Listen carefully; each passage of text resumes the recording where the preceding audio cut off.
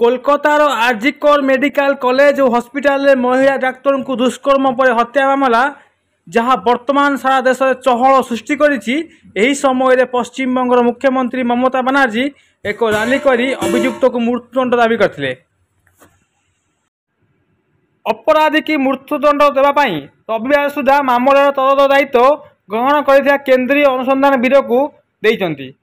आमे आपण को कही रखुछु जे विक्षोभकारी माने पुलिस को यह मामलार सठिक भाव परिचालना करूना एवं प्रमाण नष्ट कर अभियोग कर।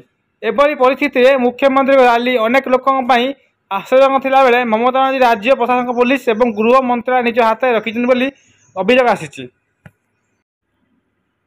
टीएमसी सांसद जेरेड ओ ब्रायन कहते जे कोलकाता जड़े युवती हत्या बलात्कार ठाରୁ अधिक निष्ठुर एवं जघन्य अपराध आउ किछि नाही।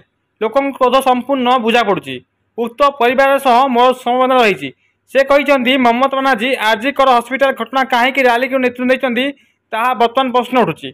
तदंत शेष करने कोलकाता पुलिस को सीएम देइथिया समय सीमा अगस्त 7 थिला। समान समय सीबीआई लागू उचित।